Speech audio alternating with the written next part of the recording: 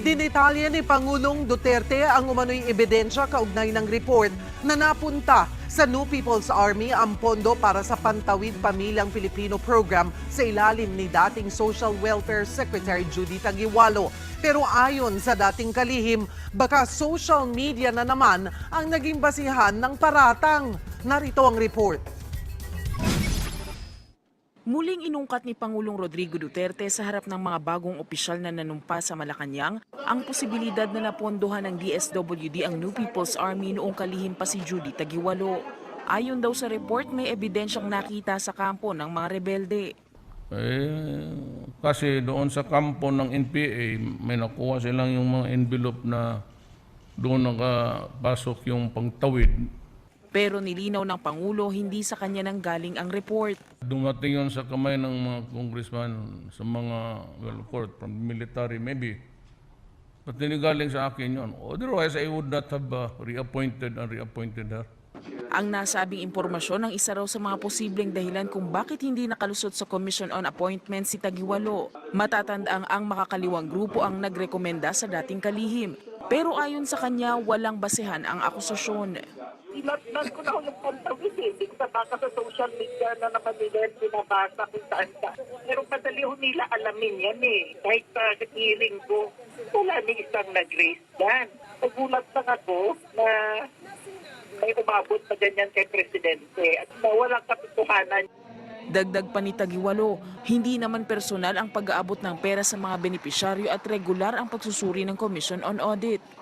Yung pantawid ho, yung pera dyan ng gobyerno, diretso ho yan sa land bank. Dahil sa land bank ho, yung ahensya na nagbibigay ng pera ho sa mga beneficiaries. May listahanan ho yan. Paano ka maging membro ng pantawid? DSWD may ginagawa siyang assessment. Rest of the poor. Sabi naman ng Pangulo, walang problema kung nakarating ang pondo ng Pantawid Pamilya Pilipino Program sa mga komunidad na kontrolado ng mga rebeldeng komunista. Pero sana lang daw, hindi ito na ipambili ng baril at bala. Kaya, Secretary Taguiwalo, you're barking at the wrong tree. That is what I told the military. I'm not so concerned about money reaching the hands of the NPAs, especially if that money is bought something to eat. Wala ako dyan. Dideklara ng suspension of military operations ngayong panahon ng Kapaskuhan sa New People's Army o NPA. Kasunod nito ng pagputol ni Pangulong Rodrigo Duterte sa peace negotiations sa CPP, NPA, NDF. Ayon kay AFP Public Affairs o PAO Chief Colonel Marine Colonel Edgar Arevalo, nasa halik na tigil putukan ang kanilang ipapatupad ay mas palalakasin daw nila ang ilulunsad na operasyon laban sa teroristang NPA. Inaasahan naman ng militar na maglulunsad din ng pag-atake ang mga rebeldeng grupo.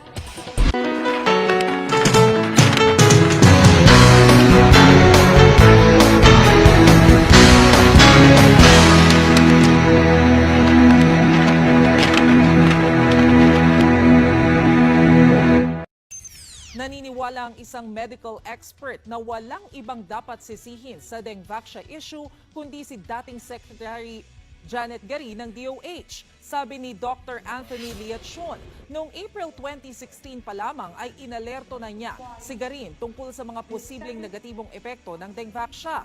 Iprinisinta pa raw niya sa dating kalihim ang resulta ng kanilang pag-aaral at ng findings mula sa international studies. Pero hindi raw nakinig si Garin at itinuloy pa rin ang proyekto.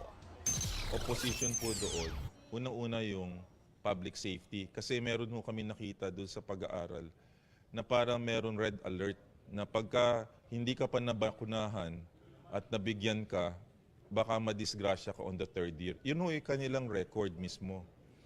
At pag naman nabakunahan ka, pwede bigay. Huwag muna natin ho sanang igawa yung mass vaccination at kung maaari sana, mag-testing tayo dun muna sa maliit na populasyon at dapat mag-serologic test ho tayo.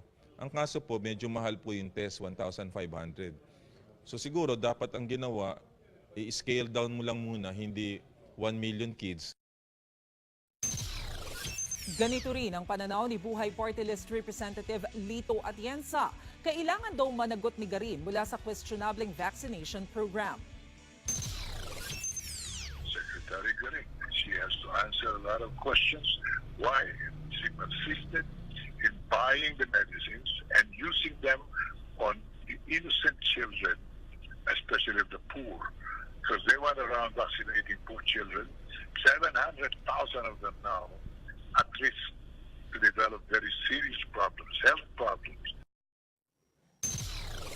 Para naman kay Senator Risa Ontiveros, dapat daw unahin ng gobyerno ang pag-alam sa identity ng mga naturukan na ng bakuna. Bukod kay dating Health Secretary Janet Garin, pinaiimbestigahan na rin ng Department of Justice si dating Pangulong Benigno Aquino kaugnay ng anomalya sa dengue vaccination program. Timing daw kasi sa 2016 elections ang pag-aproba ni Aquino sa anti-dengue vaccination na Dengvac siya. Nasa 3.5 billion pesos ang ginastos para sa bakuna na ito na ipinamahagi sa mahigit 700 mag-aaral. Ayon pa kay Justice Secretary Vitaliano Aguirre, tila raw minadali ang pagpapatupad nito ilang buwan bago ang eleksyon. Sa kanyang text message sa News 5, sinabi ni Aguirre na lahat ng pangalang dawit dito ay isa sa ilalim sa investigasyon, kabilang President Rodrigo Duterte declares the Communist Party of the Philippines and its armed wing, the New People's Army, a terrorist organization. Our senior correspondent Ina Andolong tells us more from Malacanang. As he said, President Duterte has signed a proclamation classifying the Communist Party of the Philippines and its armed wing, the New People's Army, a terrorist organization. This was confirmed by presidential spokesman Harry Roque earlier. It's a proclamation declaring the Communist Party of the Philippines, New People's Army, as a designated identified terrorist organization under RA number 10168. RA 10168, as you know, is the Human Security Act. What's the basis for this proclamation? Roque says it's the Human Security Act, which lays out several terrorist crimes, and Republic Act 10168, which punishes those who finance terrorist acts. What's next after this proclamation? As stated in the Human Security Act, Roque says this still has to go through the court before the CPP-NPA officially becomes a terrorist organization. This is why, in the proclamation, President Duterte also ordered the Department of Justice to file the necessary motions before the regional trial court. In this case, Roque says it may happen in Manila RTC. Roque was stressing earlier, though, that this court procedure is just for due process that will give the CPP-NPA a venue to give or to air their side and perhaps explain why they believe they shouldn't be declared as terrorists. The proclamation also orders the Department of Foreign Affairs to publish the President's proclamation to inform other countries about this development. Another issue stemming from this proclamation, the arrest of the members of the CPP-NPA. Insofar as financing terrorist organizations and activities are concerned, anyone caught financing the NPA now could be held liable under the special law. But for purposes of the Human Security Act, there would have to be a predicate crime committed with the additional element of sowing fear and panic. And as for those who will be caught financing terrorist organizations, Roque says as far as he's concerned, these may include mining companies and other big businesses who will be found giving in or giving revolutionary taxes to the NPA. He says they too may be arrested. Ina Andolong, CNN Philippines. Cause-oriented groups are alarmed over what they say is a spate of attacks against people linked to the CPP-NPA. The Defense Department says it's merely responding to the atrocities of the rebels. Our senior correspondent David Santos has more. Angry protesters gather in Quezon City to denounce the killing of retired priest Tito Paez. Ito po ay tokhang at ang target nito ay hindi ng mga drug users kundi ang mga leftists at those na pinangalanan nila na terrorist. Cause-oriented groups are now more than ever alarmed over the spate of violent attacks. On Sunday, a pastor in Oriental Mindoro was gunned down. 2 human rights investigators were killed last week after the fact-finding mission came under attack in Negros Oriental. 14 NPA rebels, including a former UP student, were killed in a recent firefight with government troops in Batangas. All these incidents, one way or the other, have been linked to the CPP-NPA. The group's ask is the government on a deliberate and orchestrated move to go after the communist movement and its support groups, following President Duterte's decision to terminate the peace talks. The Defense Department says security forces are merely striking back. Hindi natin masasabing crackdown yun, no? It's just part of yung intensified focus military operations natin in response din doon sa sa atrocities, no. Noon pa yan pagka-armado sila at nakikipaglaban sila sa amin, we also fight back. Guerrero says the 5-month Marawi campaign gave the CPP-NPA the chance to recruit new members, reinforce its capabilities, and carry out atrocities. The bulk of military units from Marawi have now shifted their operations to anti-insurgency. The military expects violence to escalate in the coming weeks. It is also willing to forego the annual holiday truce with the left, a first in recent years. We can always break tradition.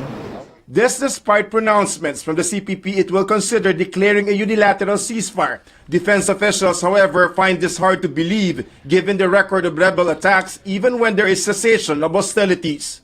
David Santos, CNN Philippines. President Duterte has allowed the police and other law enforcement agencies to rejoin the drug war. However, presidential spokesperson Harry Roque says the PNP will still be under supervision of the Philippine Drug Enforcement Agency, or PDEA. Roque says that Mr. Duterte signed a memo that still puts PDEA as the lead agency in anti-drug operations. But he said this new memorandum orders the PNP and several other agencies to resume their active support in the drug war. Roque stresses that by law, PDEA should be the lead anti-drug agency. PDEA welcomes the announcement.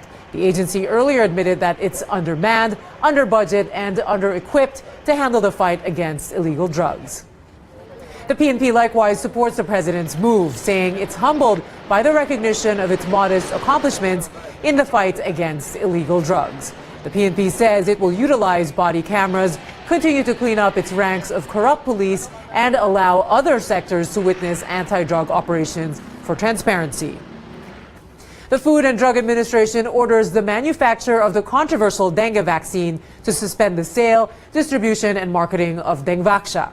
The order came after Sanofi Pasteur said that the vaccine may cause severe dengue in those who have not yet been infected by dengue.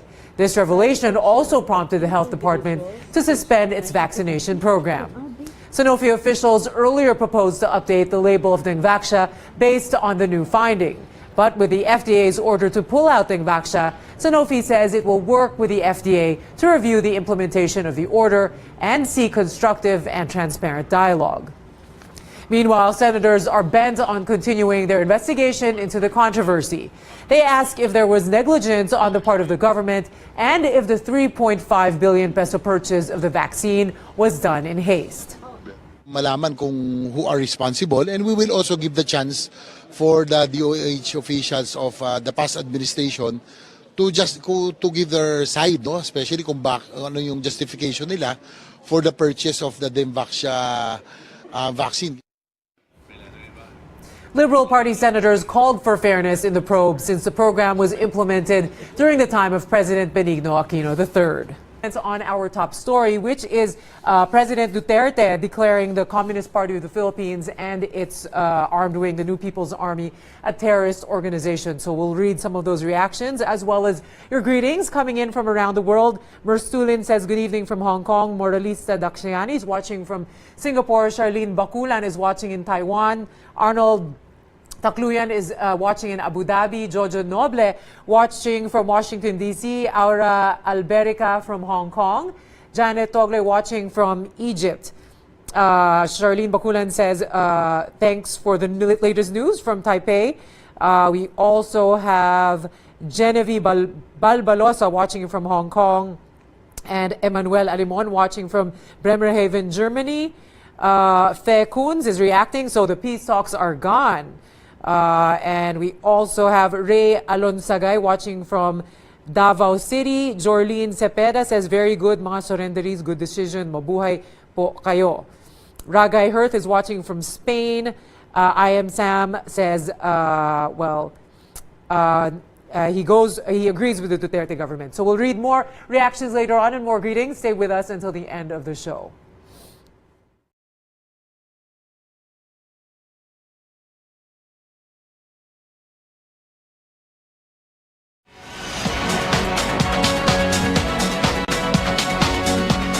You're back in the newsroom on CNN Philippines. On the fifth day of the House Justice Committee's hearing into probable cause on the impeachment complaint against Chief Justice Sereno, Congressmen looked into allegations that she delayed the approval of retirement benefit applications of justices, judges, and their surviving spouses. Court Administrator Maidas Marquez reveals the reason for the delay. Joyce Ilas has that story. It was resolved by the Supreme Court. 2 long years of delay. Court Administrator Maidas Marquez says that's the time it took the Supreme Court to approve 12 of the 29 requests for retirement benefits or survivorship pension of justices and judges. The survivorship pension is for the surviving spouses of retired justices or judges who had died, allowing them to still continue receiving their spouses' retirement benefits. Speaking before the House Justice Committee, Marquez explains the delay started in 2015 when Chief Justice Maria Lourdes Sereno and 2 other justices created a special committee on retirement and civil service benefits. It will supposedly streamline the processing of applications. After the creation of the committee, Marquez says Sereno created 2 technical working groups to assist the committee. But instead of speeding up the processing of survivorship pensions, Marquez says it took the committee and the groups more than 2 years before approving the applications for retirement benefits. In 2 or 3 weeks, lumalabas po ang resolution ng court. No? Kaya lang po, after the committee was created and the TWG was organized, no? Umaabot minsan ng mahigit 2 taon bago ma-desisyonan ang kanilang mga applications. Marquez says he wrote a letter to Sereno in January 2017 asking to speed up the resolution of the 29 applications. Sinabi ko po na the Office of the Court Administrator has been receiving a number of calls and visits from the surviving spouses and or their relatives following up their respective applications the past 2 months nung November, December, no? Considering that many of them are past 8 years old already and not in perfect health, they may no longer be able to avail themselves of the benefits rightly due them. Marquez also reveals several spouses and retired SC employees wrote to the Chief Justice to follow up on their retirement benefit applications. But Marquez claims Sereno did not respond to these. It was only in August 2017 when the issue was first tackled by the Supreme Court en banc. So I did my research. Yung complainant po, no, si Mr. Gadon, held a press conference on July 29, 2017. At kasama po doon sa press conference niya, isa sa mga articles of impeachment na sinabi ng isasampa niya, no, ay itong retirement at survivorship benefits. Hindi ko po alam kung nagkataon lamang, pero 1 week after July 29, 2017, the court and bank first heard this issue. In her verified answer, Sereno's lawyers claimed if there had been a delay, it cannot be attributed to Sereno because the applications are handled by the special committee and technical working groups. Joyce Ilas, CNN Philippines. Lawyers of Chief Justice Sereno deny she intentionally delayed action on petitions for retirement and survivorship benefits. Sereno's camp says these applications are decided by the Supreme Court as a collegial body and not by the Chief Justice alone. They say Sereno is sympathetic with retirees. She even instituted measures to expedite retirement benefits. Sereno's camp was also quick to refute allegations that she solely created 2 technical working groups to review applications for the survivorship pension. Her lawyers explain the groups were created because it was requested by the Special Committee on Retirement and Civil Service Benefits. This special committee was created by a memorandum signed not just by the Chief Justice but 2 senior justices as well. Sereno's lawyers also claim there has been significant improvement in the processing of retirement benefits under the new system. They add isolated cases of delays cannot be attributed to the Chief Justice, as she is not solely responsible for the processing of applications. A transport group leader was arrested because of the jeepney strike he held in February. While the group asserts its right to free expression and peaceful assembly, Malacanang says halting operations is not allowed. Our senior correspondent Ina Andalong is back with this report. The police wouldn't let him post bail. As transport leader George San Mateo was about to enter the Quezon City Hall of Justice to post bail, he was arrested. Meron kang karapatang manahimik. Meron kang karapatang kumuha ng abogada ng iyong pili. Ha? The Piston Jeepney Group leader wanted to pay the 4,000 peso bail set by the Quezon City Metropolitan Trial Court. But he was blocked just steps away from his destination. Ano ba ito? Pasistang diktadura na! Martial na ba tayo? Martial na ba tayo? After a short scuffle, several policemen picked up the transport leader. He was hauled up to Station 10 of the Quezon City Police District for booking. When that was done, the police escorted San Mateo back to the Hall of Justice, where he eventually posted bail. Naniniwala tayo, effective naman yung kaso. Tapos paglabag yun sa ating human rights, no? Karapatan, freedom of expression, karapatan sa peaceful assembly.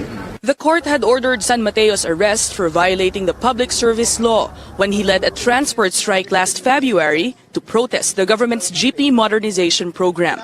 Malacanang stresses the law bars transport groups from holding strikes. Ang mga certificate holders and certificates of public convenience should not resort to tigil pasada, full stop. Otherwise, they will be prosecuted under the existing law. Section 19 of the Public Service Law says it is unlawful for public service operators to withhold or refuse any service. As far as Malacanang is concerned, this means the so-called tigil pasada is not allowed. Although the Bill of Rights says that no law abridging the right to peaceful assembly shall be passed. This is an exception to the Bill of Rights. Because? Remember, because the law says so. And why? Because the public eventually will be affected by their acts. Why do you have a certificate of public convenience? To render a service necessary to the public. That's why you're given the legal authority to conduct in this business. But if you will be a tool to inconvenience the public, then that's a violation of the trust reposed in you by the state, because that certificate of a public convenience is not a right. Malacanang says that if transport groups want to air their grievances, they should do it properly through dialogue with concerned officials. If they withhold public service by taking to the streets, the palace warns, arrests will be made. Ina Andolong, CNN Philippines. Senator Grace Poe raises doubts over the arrest of San Mateo. In a statement, Poe says the timing of the arrest warrant casts doubt on the intent of the LTFRB. She adds the PUV modernization program should be, quote, born from a democratic process and not from underhanded tactics. The arrest warrant for San Mateo was signed on December 1st, days after he announced their group planned to hold a transport strike. Piston later canceled the strike, heeding the call of Senator Poe. Poe questioned why San Mateo should be detained. She says if holding a strike is a violation of LTFRB's rules, the proper penalty should have been a fine or a suspension or cancellation of driver's franchise. Piston and other transport groups are protesting the government's jeepney modernization program. They're scheduled to have a dialogue with Poe's Committee on Public Services on Monday.